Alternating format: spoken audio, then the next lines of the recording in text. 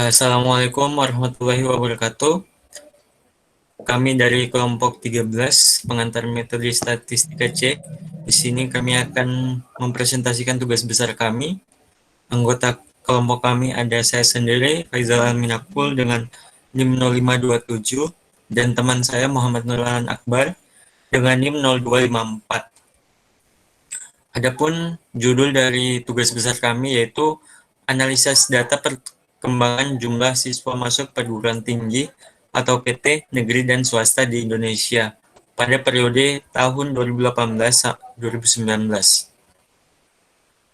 Adapun yang melatar belakangi tugas besar kami yaitu tugas kuliah adalah proses pembelajaran tingkat lanjut di mana seorang telah menentukan pilihan jurusan. Biasanya dalam pemilihan jurusan dilakukan berbagai pertimbangan, salah satunya dengan minat dan bakat. Untuk memulai perkuliahan, pengorbanan yang dibutuhkan tidaklah sedikit, mulai dari menghabiskan banyak waktu, tenaga, biaya, dan pikiran. Di saat memasuki perkuliahan, siswa atau mahasiswa yang baru lulus akan menemukan dan mengalami hal-hal baru dalam dinamika kampus yang penuh dengan gejolak akademis dan non-akademis yang menantang. Di sini Indonesia merupakan salah satu negara berkembang di mata dunia yang memiliki pertumbuhan ekonomi yang terus meningkat dari tahun ke tahun. Namun pendidikan di Indonesia masih banyak yang perlu ditingkatkan, dimulai dari pendidikan usia dini sampai dengan perguruan tinggi. Sebagai negara yang berkembang, minat siswa-siswi di Indonesia untuk melanjutkan pendidikan masih terbilang cukup rendah. Hal ini didasari dengan hasil penelitian yang menunjukkan bahwa motivasi, cita-cita, kemauan, lingkungan sekolah, dan lingkungan keluarga secara bersama-sama berpengaruh signifikan terhadap minat peserta didik melanjutkan pendidikan ke perguruan tinggi. Adapun rumusan masalah, yang pertama, analisis korelasi perkembangan jumlah siswa yang masuk PT negeri dan swasta pada 34 provinsi di Indonesia tahun 2018-2019. Yang kedua, analisis regresi sederhana jumlah siswa yang masuk PTN negeri dan swasta di 34 provinsi di Indonesia tahun 2018-2019.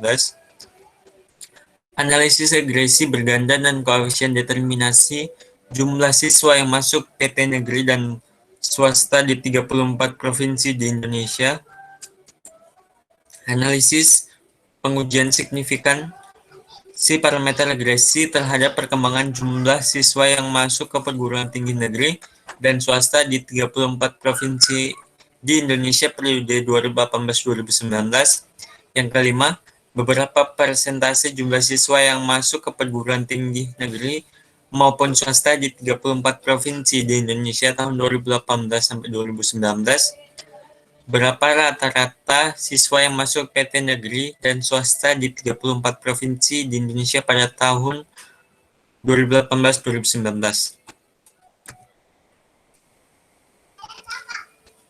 Tujuan dari tugas besar ini sendiri, yang pertama, mengetahui hasil analisis korelasi jumlah siswa yang masuk PT negeri dan swasta di 34 provinsi di Indonesia. Yang kedua, mengetahui hasil analisis regresi sederhana dari jumlah siswa yang masuk di PT swasta dan negeri di 34 provinsi di Indonesia. Yang ketiga, mengetahui hasil regresi berganda dan koefisien determinasi dari jumlah siswa yang masuk PT swasta dan negeri di 34 provinsi di Indonesia tahun 2018-2019. Yang keempat, untuk menganalisa pengujian signifikansi parameter regresi terhadap jumlah siswa yang masuk ke perguruan tinggi negeri dan swasta di PT negeri dan swasta dengan jumlah total di 34 provinsi di Indonesia tahun 2018-2019.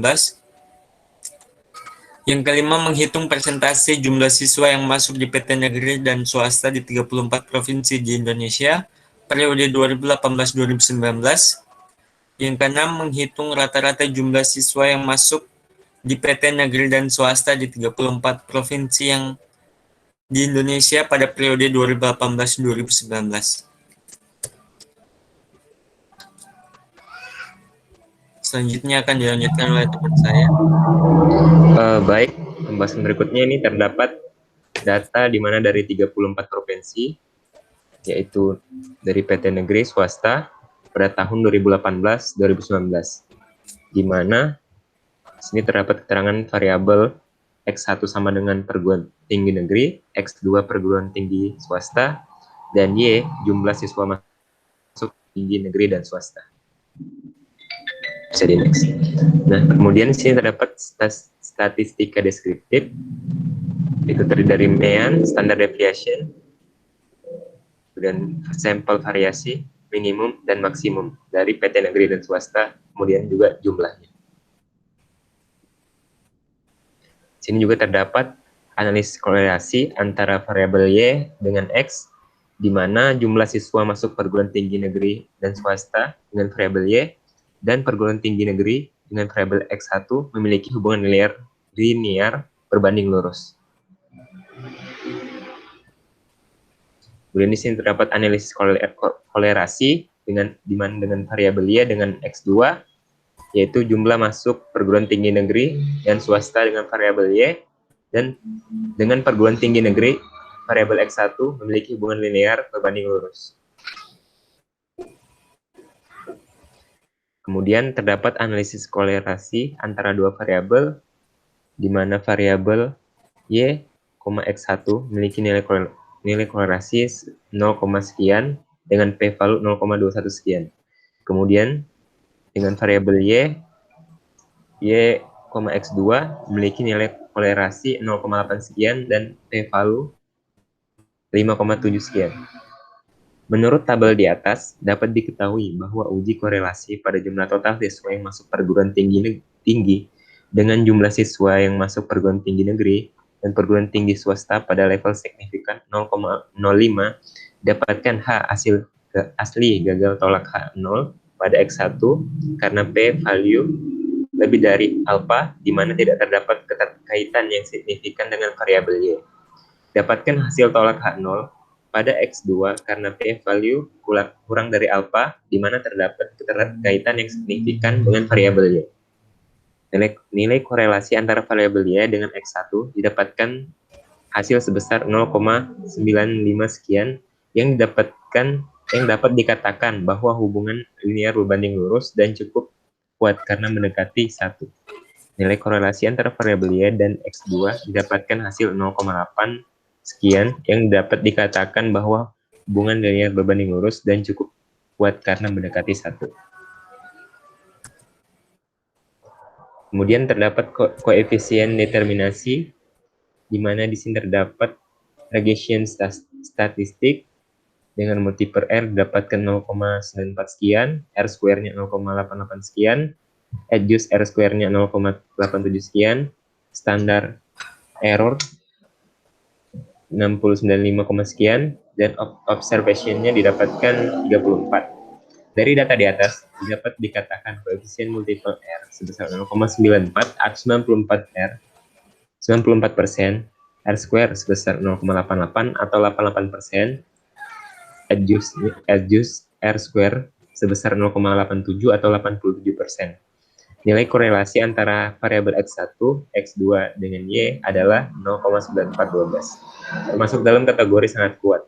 Nilai koefisien determinasi 0,8786 atau 88%, yang berarti bahwa X1 dan X2 menjelaskan Y sebesar 88%. Sisanya dipengaruhi oleh faktor lain.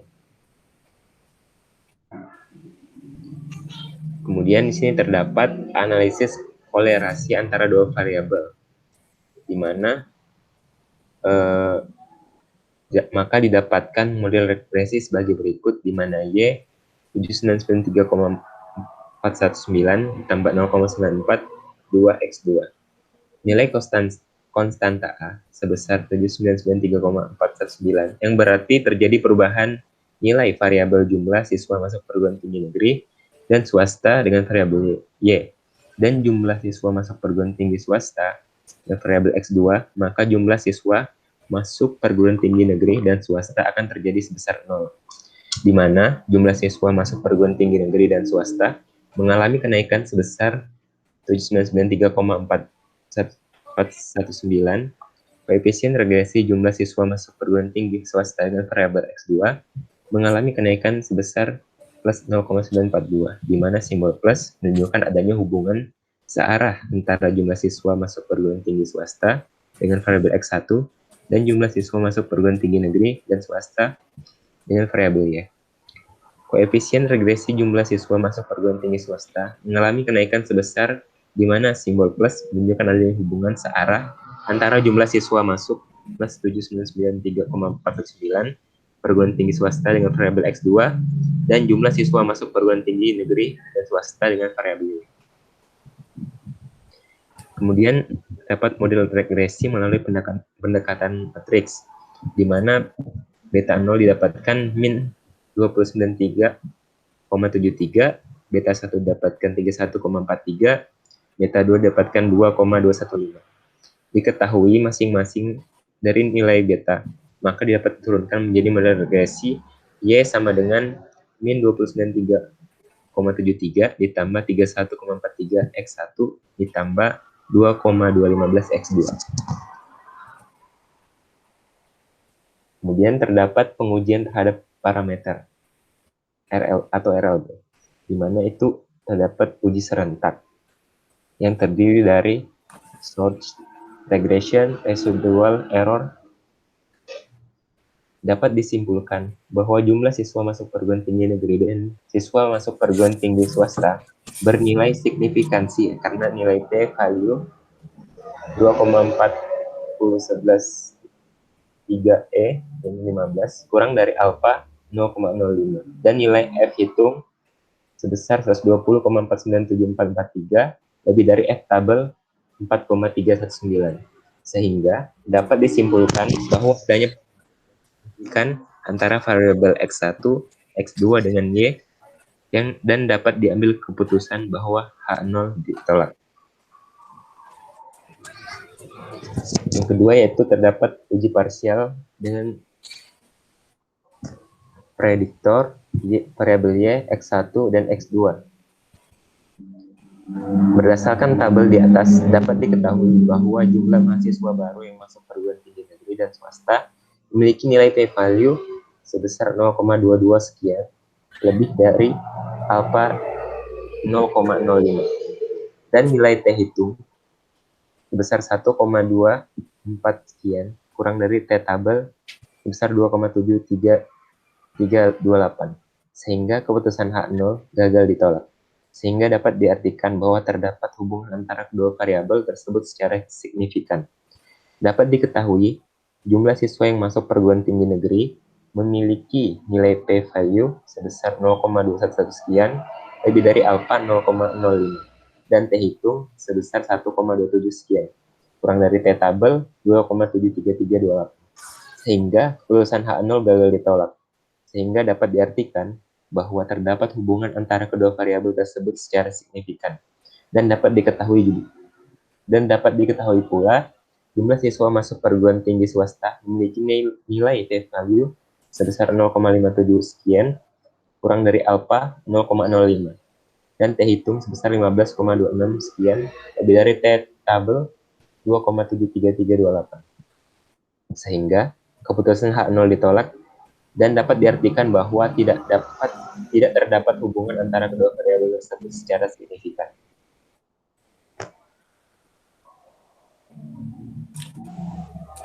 Adapun kesimpulan berdasarkan analisis yang didapatkan pada data perkembangan jumlah siswa masuk perguruan tinggi negeri atau PT dan swasta di Indonesia periode tahun 2018-2019.